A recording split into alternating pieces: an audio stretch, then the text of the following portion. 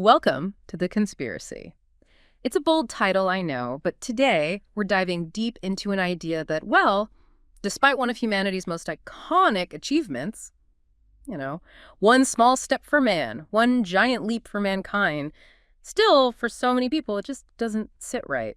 We're talking about the moon landing. It really is remarkable, isn't it? Decades later, and there's still this significant number of people who genuinely believe humans never set foot on the moon. So our mission today is really to unpack these persistent moon landing conspiracy theories. We're going to look at where these claims actually came from, what they're specifically alleging, and maybe most importantly, what the definitive evidence and, the science tells us about these, frankly, incredible historical events. Yeah, and the goal here isn't about dismissing anyone's curiosity. Not at all. It's really about sifting through all the information, like we always do here on the Deep Dive, to try and find the clearest, most verifiable picture we can. And for this, we've gathered, well, quite a stack of sources. We've got the original historical accounts, strong scientific rebuttals, some really interesting psychological analyses about why people believe these things, and even details from movies that kind of ironically fed into the theories. Exactly. So let's start right there. Where did this idea that the moon landing was a massive hoax even begin? Right. Well, the modern wave, the one we mostly hear about, it really kicked off in 1976. There was this self-published book by a guy named Bill Kaysing. The title kind of says it all. We Never Went to the Moon, America's $30 billion swindle. Now, what's really interesting, or maybe confusing, is Kaysing's background. He used to be a technical writer for Rocketdyne, the company that actually built the giant F-1 engines for the Saturn V rocket. Right. So on the surface, that sounds incredibly credible, like an insider blowing the whistle. Exactly what you'd think. But the detail that often gets glossed over is that his actual expertise wasn't in rockets or even technical writing in that sense. His degree was in English. Oh, okay. And in his book, he calculated this vanishingly small chance of success for a crewed landing, something like 0.00017%. He genuinely seemed to believe it was basically impossible, that faking it would have been, well, easier for NASA. Wow. 0.00017%. That's basically saying it couldn't happen. Pretty much. And it wasn't just the book itself. It landed, you could say, in a perfect storm of public distrust. These theories really caught on in a very specific cultural moment. Right. This was post-Watergate, post-Vietnam. Public trust in government and institutions was really, really low. Exactly. And then you had things like that 1978 movie, Capricorn 1. It showed a faked Mars landing. It's easy to see how that kind of thing could fuel the public imagination, make people think, well, maybe they could pull off something like that. Absolutely. The timing feels almost as important as the claims themselves. And the conspiracists, they point to several key motives for why the U.S. government or NASA would allegedly fake something so huge. First, the big one, the space race. That intense competition with the Soviet Union. Remember, the Soviets got Sputnik up first in '57, then Yuri Gagarin in '61. The U.S. was feeling immense pressure. Especially after President Kennedy made that promise in 1961, land a man on the moon and bring him back safely before the end of the decade. And they made it, but just barely, right? 1969. Cutting it incredibly close. If you're already suspicious, that timing might seem, well, a bit too perfect. Then there's the money angle. NASA needed to justify this absolutely enormous budget. Kaysing said $30 billion, though officially it was closer to $25.4 billion by 1973. Yeah, a staggering amount of money back then. The idea was maybe they faked it to avoid humiliation, avoid the risk of, astronauts getting sick or even dying on live TV. That would have been catastrophic. And the third common motive you hear is the Vietnam War distraction theory. That the whole moon project was basically a way to divert public attention from a deeply unpopular war. That one seems plausible on the surface, but the timing doesn't quite fit, does it? Not really. The Apollo mission started scaling back significantly well before the war ended. The real reason was budget cuts. NASA's funding peaked way back in 1966, and by '72, it had dropped by something like 42%. That's why the later missions were canceled, not because the war was ending. Okay, so that sets the stage, the context. Let's get into the nitty-gritty of the actual claims. A lot of these theories hang on what people see as, like, visual anomalies in the photos and the film footage from the moon. It's almost like playing spot the mistake. It really is. And the first one you always hear about is the missing stars. Right. No stars in the photos. If you're on the moon looking up, shouldn't space be just full of stars? It's like a studio backdrop. Yeah, it's a classic gotcha, but there's a very simple explanation, really. It comes down to basic photography. The landings happened during the lunar daytime. So the moon's surface, lit by the sun, is incredibly bright. and the astronauts' white spacesuits, also super reflective. Okay. So the cameras had to be set for that brightness. Fast shutter speeds, small apertures. It's exactly like trying to take a picture of stars from, say, a brightly lit city street at night. You wouldn't see them. The streetlights would drown them out. Exactly. The stars are there, absolutely. But the camera settings, they're optimized for the bright foreground. Astronauts actually reported seeing stars when they were in shadow, looking away from the sunlit parts. And we even have UV photos from Apollo 16 that did capture stars, and scientists later matched them up with known star charts. Okay, that makes sense. So the cameras were just doing their job for the main subject. What about the shadows? That's another big visual thing. People point to shadows that aren't parallel or look like they're coming from different angles and say, see? Multiple light sources, like studio lights. This one trips people up too, but it's mainly about perspective. When you take a 3D scene and flatten it into a 2D photo, parallel lines on uneven ground can look like they converge or go off at weird angles. Like looking down railway tracks, they look like they meet in the distance. Precisely. You can see the same effect here on Earth when the sun's low. Plus, the lighting on the moon wasn't just one single source, the sun. You also had light reflecting off the Earth's shine light bouncing off the bright lunar surface itself, reflections from the shiny lunar module, the white spacesuits. So multiple light sources, but natural ones. Exactly. And then there's the lunar dust scattering light, too. It's actually a much more complex lighting environment than a simple studio set. The non-parallel shadows are perfectly explainable by perspective and the uneven terrain. And the flag. The fluttering flag. That image is iconic, the American flag seemingly waving, but there's no wind on the moon. That's proof, right? It looks like proof, doesn't it? But again, there's a deliberate reason for how it looks. Since there's no wind, a normal flag would just hang limply. Right, wouldn't look very majestic. Exactly. So NASA engineered a solution. The flag was mounted on a pole with a horizontal bar along the top edge, sort of an L shape, or maybe more like an upside-down L or a gamma shape. That rod held the flag out, unfurled. Ah, okay, like a curtain rod, almost. Kind of, yeah. Ah. And the fluttering people see, that's mostly wrinkles from being folded up tightly for the journey. Or, if you watch the video footage, you see it moves a bit when the astronauts are planting it, like a pendulum swinging slightly. Because they're bumping it. Yeah, they're wrestling with it in bulky suits. But once they let go, it settles down pretty quickly and stays still, just like you'd expect in a vacuum. The wrinkles just make it look like it's waving. So the solution to make it look good is the very thing people point to as fake. That's ironic. It really is. What about the photos themselves?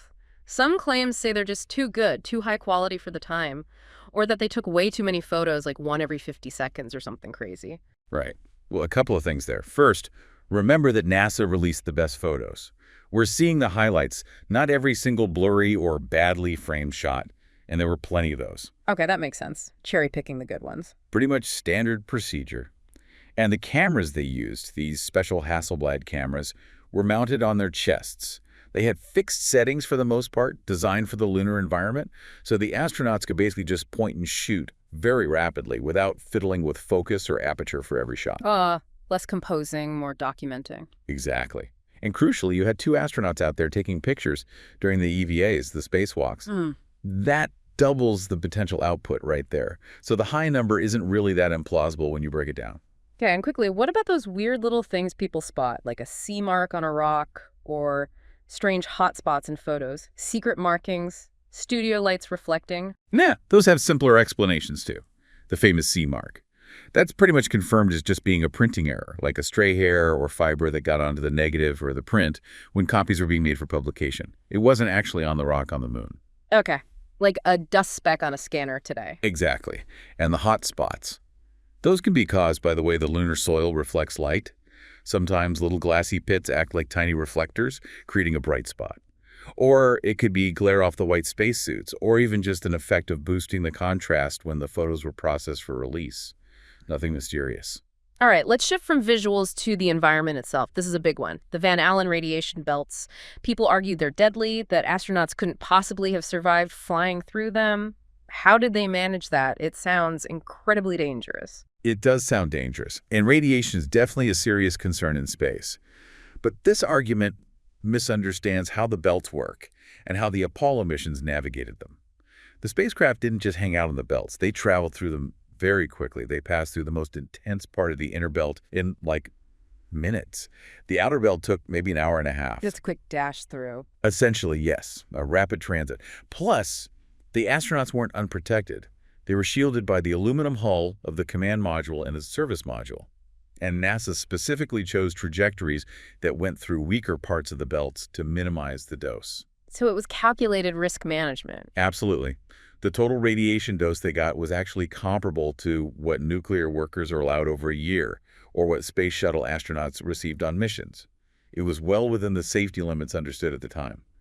James Van Allen himself, the guy who discovered the belts, publicly refuted these claims that they were impassable. It's like that firewalking analogy you sometimes hear: cross quickly, you don't get badly burned. That's a great way to put it. You minimize exposure time. Okay. What about the film? Wouldn't it melt in the extreme heat on the moon or get fogged by radiation? The moon gets incredibly hot, right? It does get very hot in direct sunlight and very cold in shadow. But the film was well protected. It was kept inside metal canisters, shielded by the spacecraft itself for most of the journey, and importantly, unmanned lunar probes before Apollo had already sent back photos demonstrating that film could survive the lunar environment. Plus, all the Apollo landings were timed for shortly after lunar sunrise. So it wasn't the hottest part of the lunar day? Exactly. It helped manage the surface temperatures they had to deal with, both for the astronauts and the equipment, including the film. And the film wasn't just left out, baking in the sun. Got it. Then there are those footprints. So iconic, so clear. But how do they stay so perfect? There's no water or moisture on the moon to bind the dust together like damp sand here? This is actually one of the coolest things about the moon dust, the regolith. Because there's no wind or water erosion on the moon, the dust particles aren't weathered down and smooth, like sand grains on Earth. Sharp. Incredibly sharp and jagged at a microscopic level. And because of that shape and the vacuum conditions, the particles interlock and stick together really well. It's cohesive. Think more like talcum powder, or maybe volcanic ash. So it holds its shape naturally. Amazingly well. Those footprints, experts say, will likely stay perfectly preserved up there for literally millions of years because there's nothing to disturb them. Wow. Okay, let's tackle some mechanical questions. The lunar module, the LM, it landed, but there's no big blast crater underneath it in the photos. Shouldn't a rocket engine digging into the soil leave a huge hole? That's another really common one, based on how we see rockets launch from Earth. But the LM's landing was different. The main descent propulsion system engine wasn't firing at full blast when it touched down. It throttled down. Yeah, significantly. For the final few feet, it was really just easing down gently. The thrust was much lower. Also, in a vacuum, rocket exhaust expands outwards very rapidly, very differently than in an atmosphere. It doesn't scour a deep hole straight down. It tends to spread out more. So it blew the surface dust away sideways rather than digging down? Mostly, yes. And the regolith, while dusty on top, gets very compact just a few inches down. It's hard to dig into. Measurements under Apollo 11 show the engine only eroded maybe 4 to 6 inches of the loose topsoil right underneath. No deep crater expected. None was found. Okay. And related to that, what about the ascent stage taking off? Why is there no visible flame coming from the engine in the footage? We always see bright flames from rockets here. That's down to the type of fuel they used. The LM's ascent engine used hypergolic propellants. Hypergolic, meaning? Meaning they ignite spontaneously on contact with each other, no spark needed. Yeah. Specifically, it was Aerozine-50 fuel and dinitrogen tetroxide oxidizer. And the exhaust they produce is almost completely transparent. Really? No visible flame? Very little, if any, visible flame, especially in a vacuum where the plume also spreads out incredibly quickly, making it even harder to see. You can actually see the same lack of visible flame in footage of Titan II rockets launching on Earth, which used similar propellants. Yeah. It's not like the bright orange flames we see from kerosene or hydrogen burning in Earth's atmosphere. So the lack of a flame is actually consistent with the type of engine and the vacuum environment? Exactly. It's actually evidence for it being real, not against it. Okay, here's another seeming contradiction. The LM was heavy, right? Like 17 tons fully fueled on Earth. Yet it barely left marks with its landing pads. But the astronauts, who weighed much less, left deep, clear footprints. How does that work? Right, the 17-ton figure is the Earth weight, fully loaded. By the time it landed on the moon, it had burned off most of its descent fuel, so its weight on the moon was much less, maybe around 2,700 pounds, roughly. Ah, okay, big difference. Yeah, and crucially, that weight was distributed over 4 large landing pads, maybe 3 feet across each. So the pressure under the pads wasn't actually that high. Spread the load out. Exactly. Whereas an astronaut's boot has a much smaller area. So even though the astronaut weighed less overall, the pressure they exerted per square inch with each step was actually comparable to, or even greater than, the pressure under the LM's pads. So clear footprints, shallow LM marks, it makes perfect sense from an engineering perspective. That's clever. Now, there's an amazing story from Apollo 11, a real behind-the-scenes moment of near disaster and incredible ingenuity.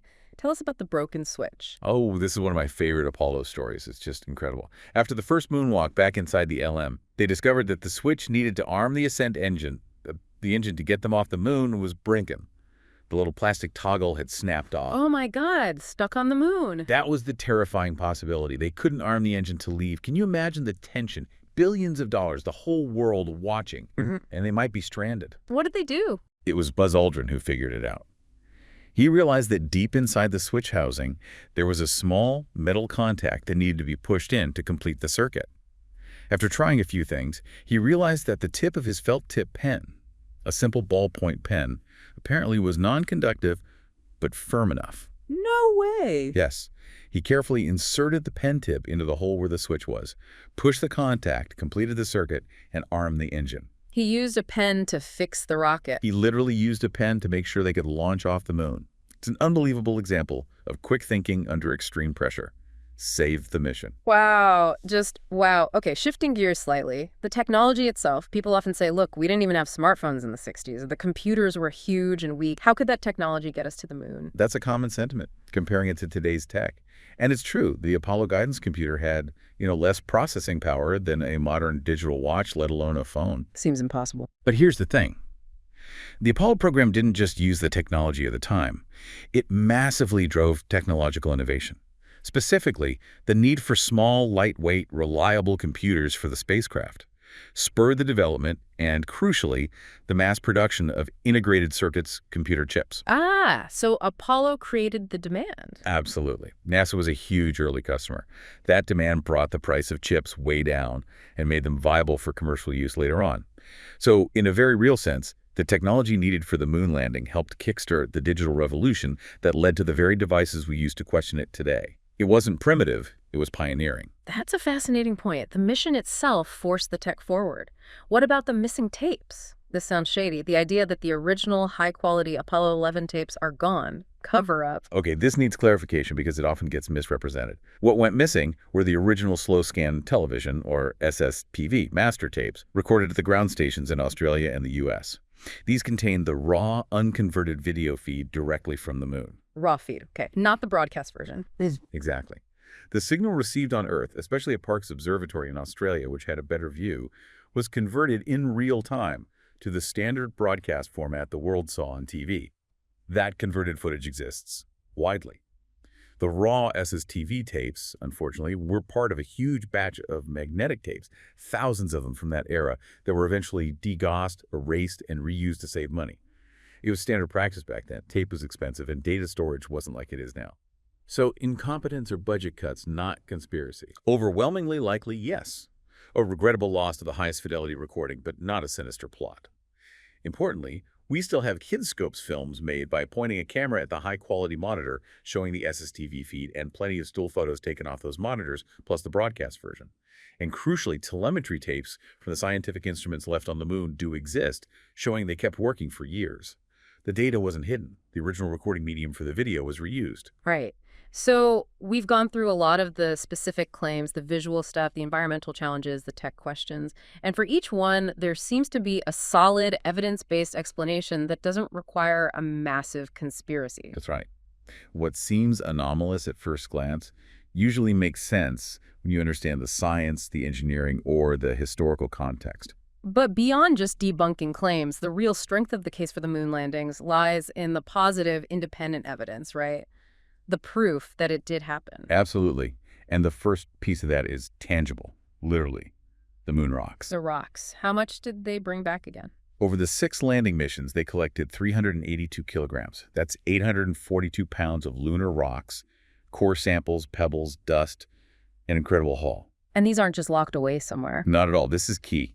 These samples have been distributed to and studied by hundreds, maybe thousands, of independent scientists and research institutions all over the world, not just NASA labs. And what do these independent studies show? They unanimously confirm these rocks are unique. They have isotopic signatures, mineral compositions, and ages some up to 4.5 billion years old, older than almost all Earth rocks that prove they originated on the Moon. They perfectly match the composition of lunar meteorites that have landed on Earth naturally. There's absolutely no terrestrial explanation for them. They are moon rocks. So physical samples, verified globally, that's pretty powerful. It's arguably the single most definitive piece of evidence. Hard to fake 842 pounds of unique geology examined by the entire world scientific community for 50 years. Okay, what else? You mentioned bouncing lasers off the Moon earlier. Yes, the lunar laser ranging experiments, astronauts on Apollo 11, 14, and 15, plus the Soviet Lunokhod rovers, left behind special arrays of mirrors called retroreflectors on the Moon's surface. Mirrors just sitting up there? Special mirrors, designed to reflect laser beams directly back towards their source. And observatories here on Earth, like the McDonald Observatory in Texas, one in France, others regularly fire powerful lasers at these reflectors. And they bounce back. They bounce back. By precisely timing how long it takes the light pulse to travel there and back, they can measure the Earth-Moon distance with incredible accuracy, down to centimeters.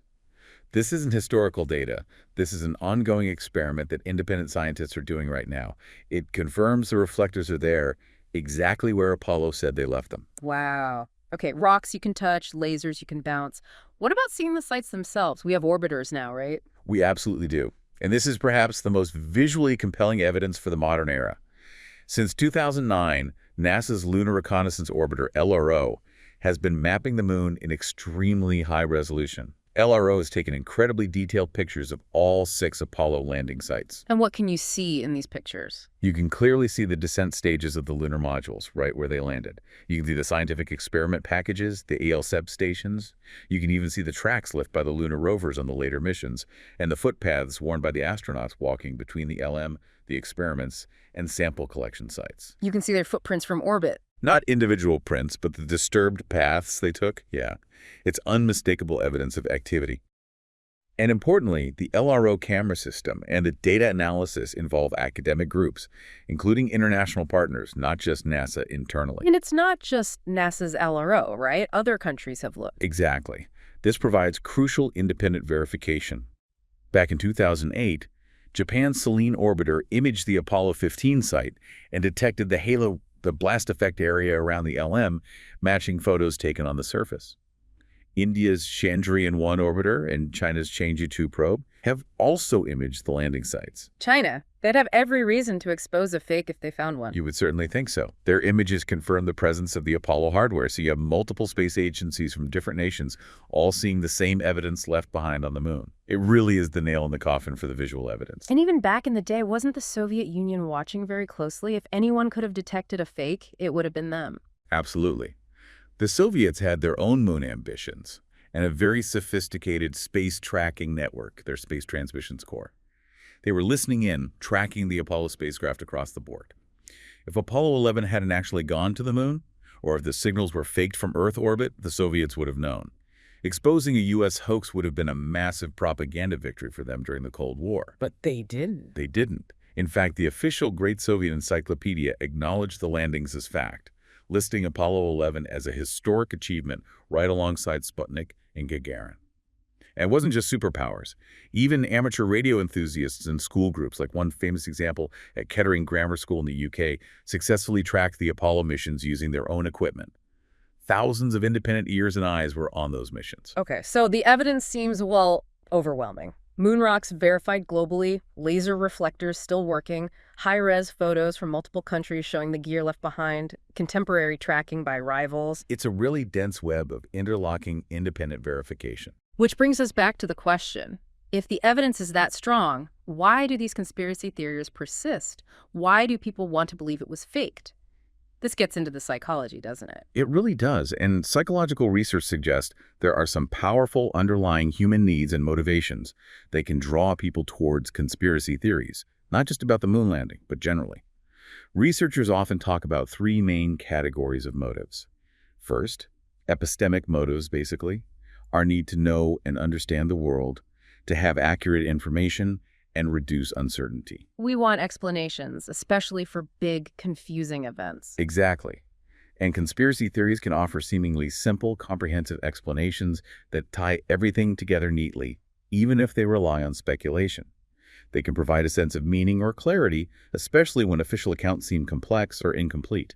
The paradox, though, is that studies often show belief in conspiracies is linked to lower levels of analytical thinking and can actually increase feelings of uncertainty in the long run. So it promises understanding, but doesn't really deliver it. Often, yes.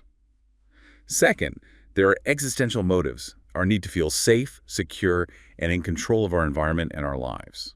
And how do conspiracies play into that? Well, when people feel powerless, anxious, or that events are random and chaotic, believing in a conspiracy can provide a kind of compensatory sense of control. It allows you to reject the official story and feel like you possess special, hidden knowledge. You're not just a victim of events, you understand the real forces at play. Like you're pulling back the curtain. Right. But again, research suggests this backfires. Believing the world is run by secret plots can actually decrease your sense of personal autonomy and increase feelings of powerlessness and alienation. Okay, so epistemic for understanding, existential for control. What's the third? Social motives. This is about our need to belong, to maintain a positive image of ourselves and the groups we identify with. How does that fit? Conspiracy theories often identify the specific group, the conspirators, as being responsible for negative events. Blaming an outgroup can help maintain the positive image of one's in-group. It can also make believers feel unique or special, part of a select group that sees the truth that others miss. Studies link conspiracy beliefs sometimes to feelings of ostracism or perceived low status for one's group. So it's about us versus them, feeling good about us by demonizing them. That can be a significant part of the appeal, but like the other motives, the outcome isn't necessarily positive. It can lead to increased distrust of others, social isolation, and difficulty cooperating. It's fascinating. These deep-seated needs drive the belief, but the belief itself doesn't actually seem to satisfy those needs effectively. It might even make things worse. That's what a lot of the research suggests. It's a kind of psychological trap. And sometimes there's just ego involved, right? People who engage in what some call faux skepticism, feeling smarter by disagreeing with the consensus, even when the evidence is stacked against them. Absolutely. Trying to logically argue someone out of a position they didn't arrive at logically is, well, fruitless. The belief serves a different purpose than simply reflecting facts. And we should acknowledge, of course, that sometimes conspiracies are real. History has examples of governments or powerful groups engaging in cover-ups or misdeeds. That's a crucial point. Healthy skepticism towards powerful institutions is important. But the difference with many persistent, baseless theories like the moon landing hoax is their resistance to evidence. When any counter-evidence, any debunking is immediately dismissed as just being part of the conspiracy, that's when you move away from skepticism into a closed, unfalsifiable belief system. Right. The theory becomes impossible to disprove because the disproof itself is seen as proof. Exactly. It's a self-sealing logic loop. So let's bring it all together. We've taken this deep dive, looked at the origins, the claims, the context, the powerful counter-evidence, the tangible moon rocks, the still-functioning laser reflectors, those incredible high-resolution photos from orbit by multiple nations showing the hardware still sitting there. The evidence is concrete, multi-layered, and independently verified from numerous angles. It really paints an undeniable picture of a phenomenal human achievement. And in today's world, just swimming in an ocean of information, misinformation, disinformation, critical thinking really is the essential tool, isn't it, to navigate between what's factual and what's just speculation. It's more important than ever. It allows us to appreciate the genuine accomplishments, understand the science, and not get lost in unfounded narratives. And this story isn't just history. Humanity's journey to the moon is ongoing. NASA's Artemis program is actively working to send astronauts back. They're aiming for 2025, 2026, landing the first woman and the first person of color on the lunar surface. It's a powerful reminder that the drive for exploration that pushed Apollo is still very much alive. We're building on that legacy. So maybe the final thought to leave everyone with is this. Given the sheer weight of scientific certainty we've talked about today, the evidence you can literally point telescopes at, the evidence examined in labs worldwide, and this enduring human drive that took us there and is taking us back, what does it truly mean to hold on to the conspiracy when the proof is quite literally etched into the dust of another world, waiting there for millions of years? That's the question, isn't it? What purpose does that belief serve in the face of reality?